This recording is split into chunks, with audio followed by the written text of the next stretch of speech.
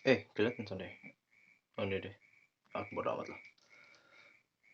Sekarang jam berapa ya, lupa. Sekarang jam 3 pagi, jam 3 lewat 37, setengah 4 pagi. Gue baru ketemu alasan kenapa. Gue pakai headset anjir.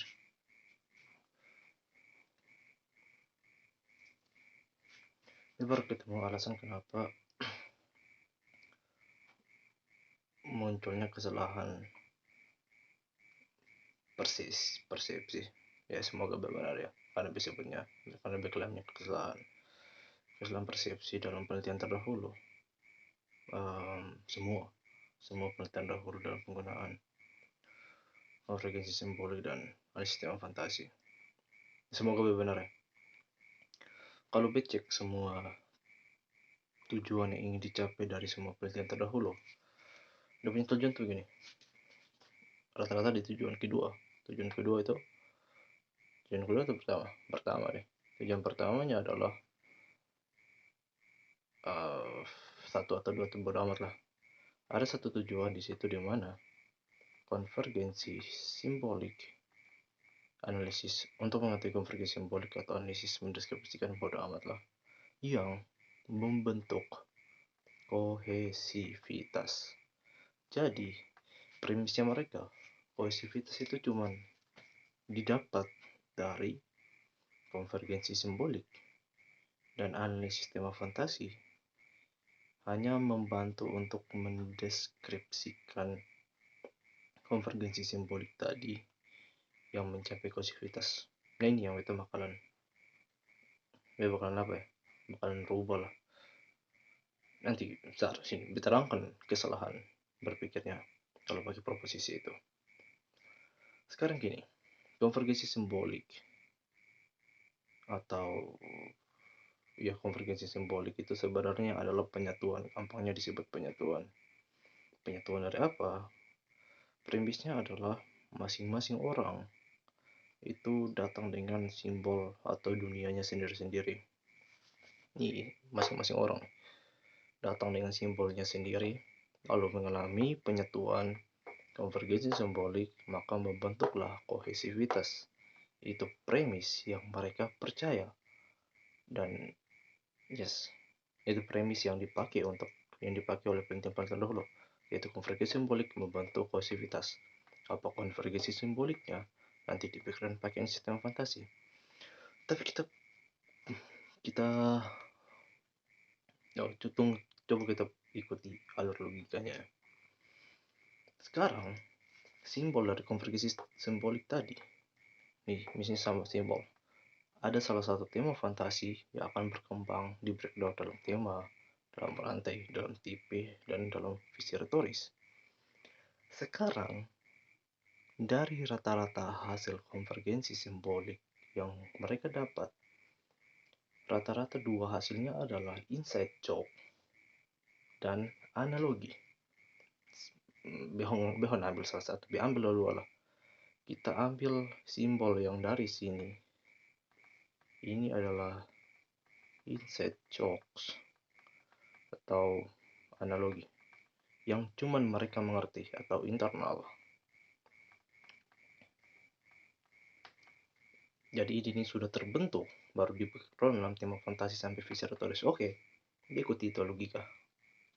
Sekarang logika saya adalah untuk membentuk kohesivitas, apakah inside joke atau analogi, dua-duanya lah digabung jadi apa kayak bisa menciptakan kohesivitas.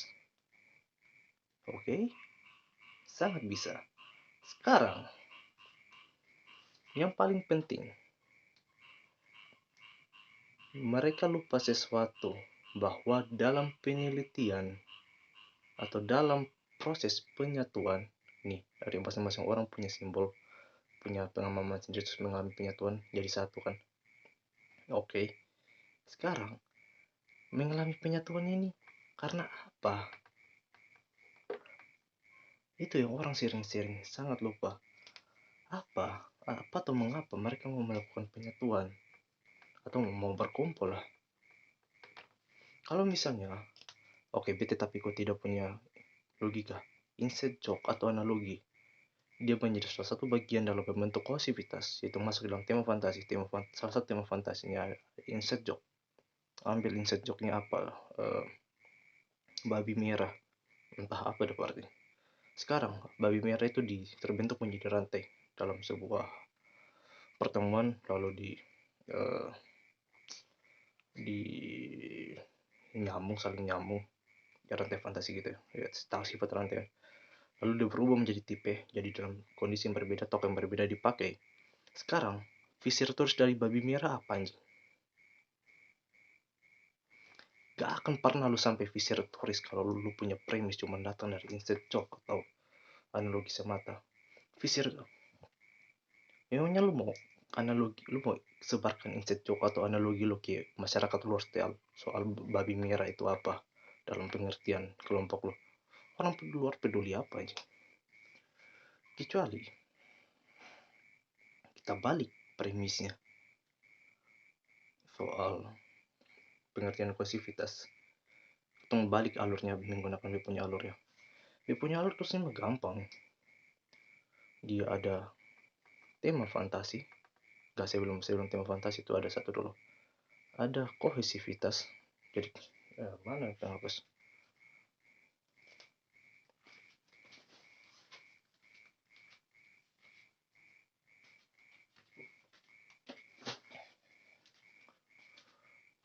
Ini hapus mana nih? Nanti biar kita breakdown untuk punya alur secara beda-beda untuk mendapatkan kohesivitas mana yang lebih masuk akal lah. Ini apa kohesivitas kan? Alur William, alur penelitian terdahulu. Alur itu simple. Ada premis kohesivitas, singkatnya KH. Lalu ada di breakdown dalam tema fantasi. Analisis tema fantasi lalu ATA, ATT. Di sini ada tema, ada rantai fantasi, ada tipe, ada visi retoris. Nah, inilah, sampai bawah ya. Goblok. Sorry. Nah, dari ini sampai mana tadi gara-gara lepas. Dari analisis tema fantasi inilah yang akan sampai kepada kohesivitas konvergensi simbolik, lalu berakhir pada kohesivitas.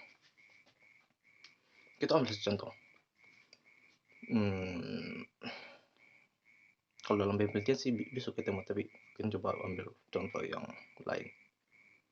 Misalnya mereka berkumpul atau kohesivitas mereka, misalnya kohesivitas mereka berkumpul karena mereka orang yang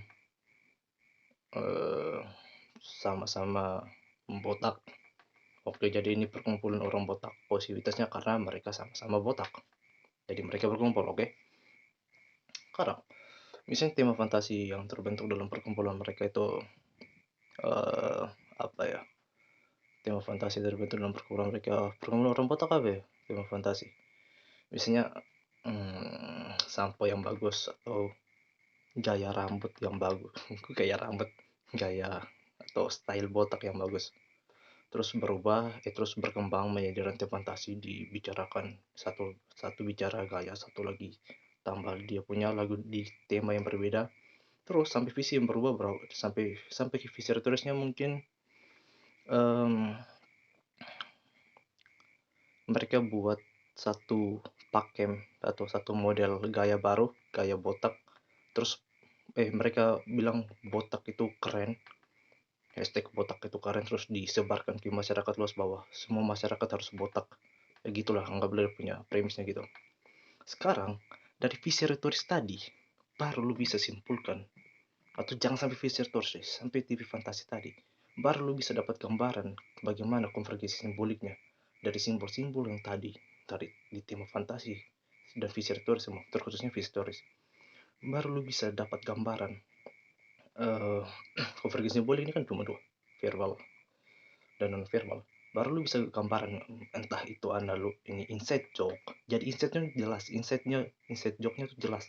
Inside joke itu datang dari tema fantasi. Inside joke, analogi, logo, simbol, tapi dan ini yang akan menciptakan kohesivitas. Jadi alurnya itu jelas, kohesivitas. Ini baru menciptakan kohesivitas kelompok. Jadi premisnya itu dapat. Kalau misalnya kita ikuti alurnya penelitian terdahulu dengan contoh kasus yang sama lah. Ntar, biar geser lagi. Ntar. Ini alur penelitian terdahulu. Alur penelitian terdahulu tuh premisnya bahwa konvergensi simbolik yang membentuk kohesivitas, oke? Jadi konvergensi simbolik dia membentuk kohesivitas. Lalu konvergensi simbolik ini nanti ada apa-apa di dalam, baru di breakdown ke dalam tema fantasi. Jadi sedapatnya saja kalau konvergensi simboliknya ada apa ya, nanti baru di breakdown dalam tema fantasi. Jadi ada tema, rantai, tipe, lalu ada yang dapat lagi tipe dan visi retoris. Ya ada begitu. Jadi alurnya tuh bukan turun ke bawah, tapi konvergensi simbolik menciptakan kohesivitas. Breakdown dari kohesivitasnya, konvergensi simboliknya itu adalah tema fantasi. Ini yang betul kritik dari penelitian terdahulu. Karena kalau lu cuma ngincar kohesivitas, konvergensi simbolik, B juga nggak percaya dia bakal menghasilkan kohesivitas sih. Kalian aja. Kalau lu cuma ngincar konvergensi simbolik, jangan sampai lu pakai tema fantasi. Tema fantasi itu powerful untuk lu punya analogi yang terlalu remeh-temeh. Oke, pakai cara berpikirnya mereka. Misalnya konvergensi simbolik, dia punya isi kan, konvergensi simbolik kan verbal non verbal. Misalnya kita ambil non verbalnya mungkin tanda tangan lah, tanda tangan lagi, iya tanda tangan. Ini apa sih? Sign in, ya pokoknya tanda tangan kepal. Misalnya tanda tangan kepal. Tanda tangan kepal itu misalnya mengindikasi dia simbol dari persatuan botak. Persatuan botak, oke. Lalu verbalnya ambil apa ya? Tadi contoh apa ya? Verbal. Mana ada ya? Verbalnya apa itu yang buat ya? Verbalnya botak bersatu. Botak bersatu. Oke, ini verbalnya. Nanti itu diperdalam banyak-banyak. Oke, premisnya konvergensi simbolik dari dua ini, dari logo kepal tangan persatuan botak dan botak apa ya, gue lupa lagi, dan ini apa sih, dan botak persatuan dan botak keren. Kita ganti persatuan botak dari ini visualnya, dan non verbalnya botak keren. Ini menciptakan kohesivitas. Oke, ini premisnya. Oke, itu pakai. Sekarang lo kalau breakdown dalam tema fantasi, oke, tema fantasinya masuk ini satu, terus ini bisa jadi ini jadi kedua, kita pakai kemungkinannya saja. Lalu ini yang ketiga,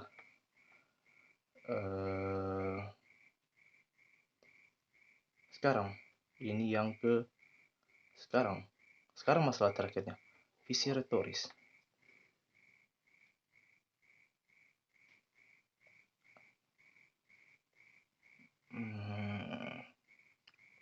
Biasanya kita mengadakan sih visi retorisnya, misalnya karena botak itu keren, oke, kita anggap saja itu visi retorisnya. Sekarang ada masalah dalam kohesivitas. begini, kalian mengerti kan kalau kalian harus paham bahwa kohesivitas itu apa? Sekarang kalau premisnya dalam konvergensi simbolik, dia langsung masuk pada dia mulai mengerti dia punya alat. Lalu, apa menjadi perbedaan antara dua tema ini, antara alur pikir penelitian terdahulu dan punyanya ini BHP mau jatuh goblok, dan punyanya dia pandai, dan punyanya saya. Apa yang menjadi perbedaannya sekarang? Masalahnya akan berlangsung pada kohesivitas sekarang. Kalau bipolarnya alur itu jelas sekali, kohesivitasnya itu jelas karena dia tuh datang dari premis kohesivitasnya itu sudah ada. Kohesivitasnya bukan sudah ada sih, lebih tepatnya kohesivitasnya tuh ada pemicunya. Pemicunya jelas, sama-sama orang botak, di breakdown dalam tema fantasi, visi retoris, lalu visi retoris dalam keempat tema fantasi ini terrepresentasi oleh konvergensi simbolik melalui verbal dan non-verbal. Itulah yang akan menghasilkan kohesivitasnya mereka. Jadi terelaborasi dua-duanya antara konvergensi simbolik dan tema fantasi menghasilkan kohesivitas. Sekarang dari alur penelitian terdahulu, premisnya adalah konvergensi simbolik verbal dan non-verbal menghasilkan kohesivitas. Verbal dan non-verbal ini di breakdown dalam alur tema fantasi, alur evolusi tema fantasi sedapatnya lah, tergantung bahan dari jago-jagoan lu untuk teliti, lihat mana konvergensi simboliknya. Sekarang untuk masalah kohesivitas,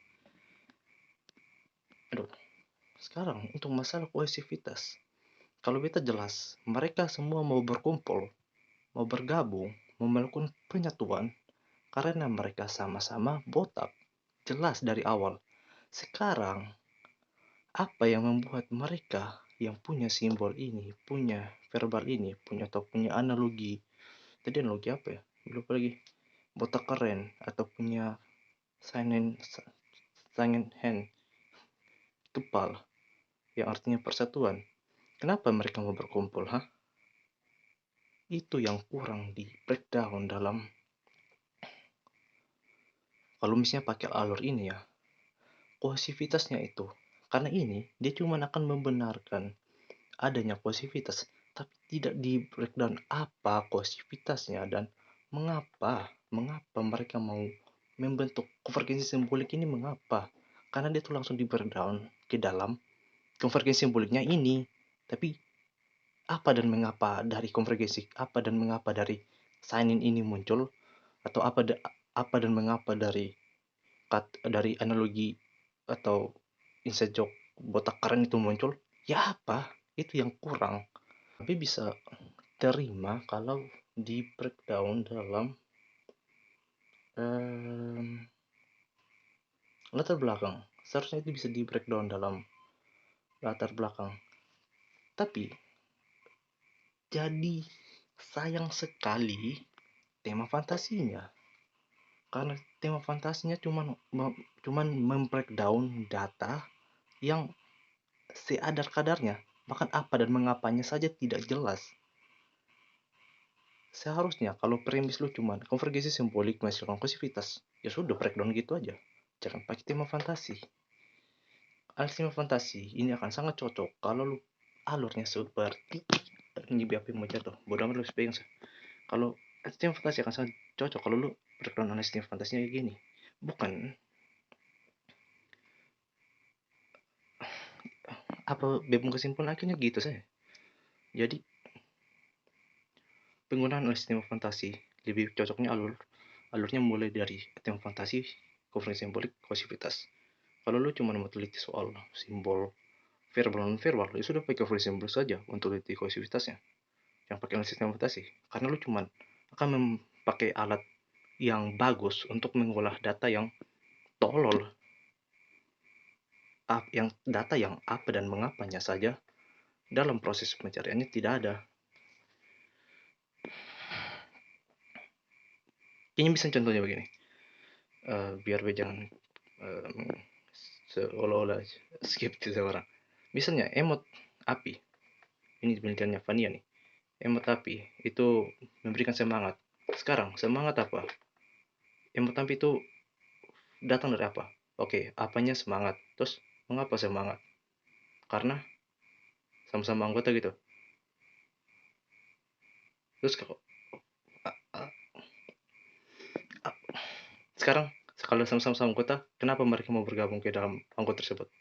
Ada kesamaan apa mereka mau menyatukan simbol-simbol atau dunia simbolik dari masing-masing menciptakan satu identitas sendiri, itu komunitas itu yang seharusnya kurang dalam itu penelitian. Jadi jadi ini bodoh amat lah. Udah.